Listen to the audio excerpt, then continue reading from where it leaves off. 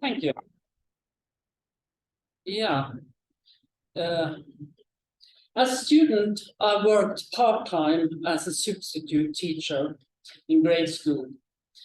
At the time, it was a way of getting some extra money, but it was an experience I benefited from when I was entering teacher training. I had a practical approach to the subjects I was teaching. Today, I'm a lecturer in preschool teacher training, and I visit preschools on a regular basis to learn more about the field and to keep updated. While visiting the preschools, I usually take part in the ongoing activities, observing what the various participants do, collecting data, and try to learn more about the everyday life in a preschool. Here are some pictures I have taken during my visits, and it's from 3 different preschools. You see the picture down at the bottom left of children sitting around the bonfire. It is from a preschool that used to have such an interesting storytelling project, and as folklore is one of my topics of interest, one of my students told me about this, and I got invited to take part in the project in this preschool.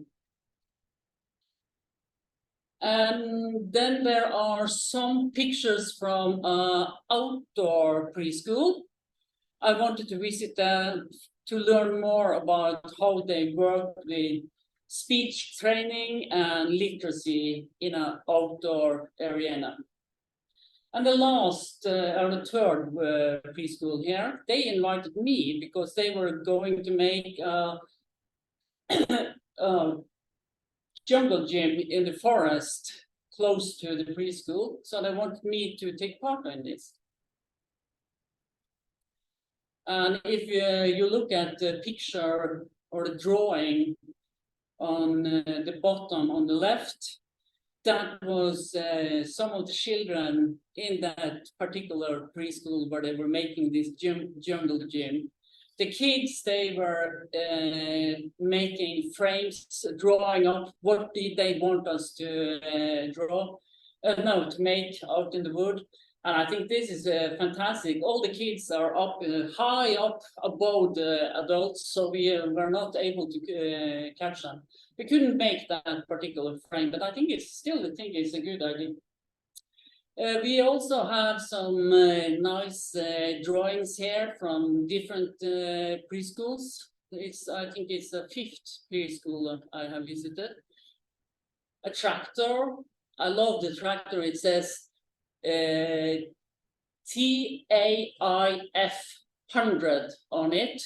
And everybody who's a little bit familiar with tractors know that there is a tractor called Fiat 100. So that's what it means. And then there is, in the middle, we have a Super Mario game drawn by a Super Mario fan. And there are some volcano and some letters. And I really love that the dinosaur was drawn by one of the adults, and the child wanted to paint it. And he also put in a dead person there. Lots of blood. That's the way of seeing how children interact and are creative, because that's what I'm really interested in, is learning more about their development, interests, and literacy. In the social cultural learning theory, participating in a community with speech and practical activity is important for the child's development. The social cultural theories emphasize studying the processes that are part of the activities the children take part in, and can be supported and guided to become the most competent participants. So the aim of this paper is to show the relevance of the social cultural learning theory for the university professor, where participating in a community with speech and practical activity is important for the professor's own learning. I will give a presentation or a narrative telling about a short encounter with Ludwig, a 5.5-year-old boy I met this February, and I will explain closer what I learned and how my students can benefit from this meeting. This is a case study. One sees the child as an individual instead of as a part of a larger group. Case studies can only disprove the universality of generalization. We cannot generalize from one case to many. A case study may have the form of a narrative, and in teacher training, the narrative is used as a method to learn more about the connection between theory and practice. Brunner presents the narrative as a way of thinking, as a structure for organizing our knowledge, and as a driving force in the educational process. In order to develop pedagogical knowledge, it is essential to discover and reflect on possible links between theory and practice, where experience from practice, knowledge developed from these experiences, and more general theories are included. While visiting a preschool, I usually find a place to sit down and let the children approach me. Mostly they are curious of who am I, ask me all kinds of questions. This particular day, the weather was inclement and the children were confined indoors. Papers and pencils were brought out for the children to draw. But then one of the boys wanted to use the sheet of paper to make an airplane. And soon a number of boys were running around throwing paper airplanes. In this busy environment, my little table was a calm nook, and Ludwig sought my company. In the situation, my plan was to let Ludwig lead the activity and the conversation to see where it brought us. And here comes my narrative. As I'm writing in my journal, he comes over to me, bringing with him pencil and a sheet of paper and sits down next to me. He writes a number of random letters on his paper, asking me to read to him what he has written. I'm a bit hesitant, but he urges me. Hello, I read. He finds it hilarious when I read the strange words. Then he folds the paper in two, writes some numbers and a sign on the front and tells me, this is a book. That is a price tag. The boy writes his name. I ask if he can read the letters to me, and he knows all the letters and he reads them aloud. L-U-D, Volcano, I-K.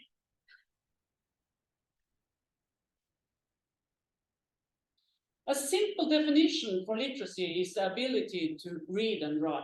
In a broader sense, literacy today refers to a composed and complex competence, which implies skills in creating meaning using various characters and various modalities. This competence will always be influenced by both social and cultural conditions. Literacy is not something that starts when a child learns to read and write. Most children will have access to a number of situations where texts are part from they are born. The oral language the child learns from its born until they start school is often referred to as early literacy. Ludwig is exploring letters. He shows knowledge around the concept book through making one. A book has pages, so we fold the paper in two, thus creating two pages that can be opened and closed. A book has letters, and it can be bought in a shop. So he writes letters inside and draws a price tag on the front page.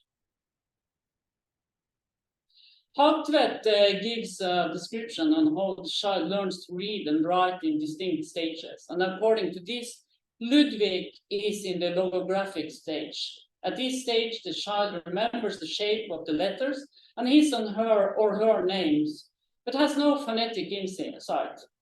It is a matter of copying letters as icons or images. The child is often able to write single words that he or she has seen frequently, typical their own name. In English, the term invented spelling is often used for this early stage. It is an attempt to avoid labeling such as mistakes and errors, but it itself obscures the processes that children engage in making their sense of this bit of semiotic word. But Ludwig was not only using invented spelling, he also invented a name for one of the letters. I go back to the narrative. After Ludwig told me the names of the letters, the conversation continued as follows. What was the name of that letter, I asked, and pointed at the V. Ludwig looks seriously at me and answered, I call it volcano. Oh, that's a good name, I respond.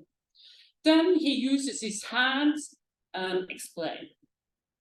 There is 2 roads up to the top of the mountain, and you can go both ways. And when you reach the top, there is a hole, and it's filled with lava. It is a volcano. Okay. And then he continues telling me a story about a volcano pouring out lava outside on the playground. The lava was red. He explained that that was not real, just in case I would not understand. And then he goes back to his letter again. He looks at me and said, do you want me to make a book for you? Yes, please, I answered. And then he gave me the book and told me to write my own name there. He had to go through my letters as well to see whether we had someone in common. Ludwig knew the letters he wrote could make a word, but was not able to put them together himself and create meaning, thus asking me to read it. According to Hartweg, the correct answer to this request should be to ask him to read the text aloud himself, because a child might put meaning to writings only he or she, as author, would be able to express. But I didn't pressure Ludwig to read himself. In this situation, it seemed right, even though Hartweg may say that I'm wrong. In this situation, the randomly written letters were like a riddle for Ludwig that he wanted me to solve. There might be varied reasons for the naming of the letter. The first sound of the word volcano is a V. Ludwig might have seen a picture of a volcano in combination with the written word and recognized the letter V from it. However, he himself provided a third explanation. In his mind, the shape of the letter looks like a volcano. And making a volcano on the playground using baking soda earlier this winter was an event that made a major impact on him. This is an example of a child's playful and inventive mind at work.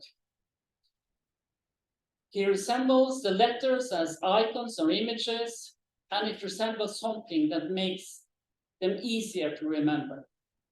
The letter itself might have served as to trigger the memory of the volcano on the playground. And that is what the letters are for, to write down a story by means of encoding and visualization. This demonstrates that Ludwig is showing curiosity and a growing understanding on the concept of reading.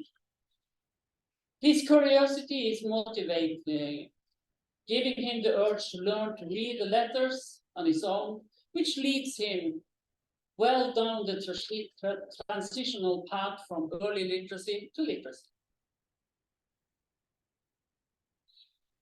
Well, back to the aim of this paper. What did I learn, and how can my student benefit from this short encounter with Ludwig? Well, one thing is to practice what you preach. If I, as a professor, want my student to use the narrative as a way of learning, I have to be familiar with the method, and I got to have a practical encounter with the method, not only a theoretical one. My experiences and narratives can be used for reflection among the students in the classroom. The main idea wouldn't be to reflect on it, not to reach a solution, but to create awareness. It's about learning to lift what is happening out of the situation and into something more general. Narrative can be reflected on and analyzed, but one always has to be aware that one cannot explain a story. All one can do is give different interpretations. And one can learn something about child's development in literacy. What else did I learn? While being present and listening, I learned about the importance of listening and being a communication partner. And I learned about child's creativity and playful mind. I also learned something really important about writing. I need a whole paragraph to remember a story. I never even had to write it down. Ludwig, he just needed one single bit. So it is a perfectly beautiful picture of me laying there, having a good time, eating ice cream and drinking coffee in the preschool. And I say thank you for your attention. Thank you very much.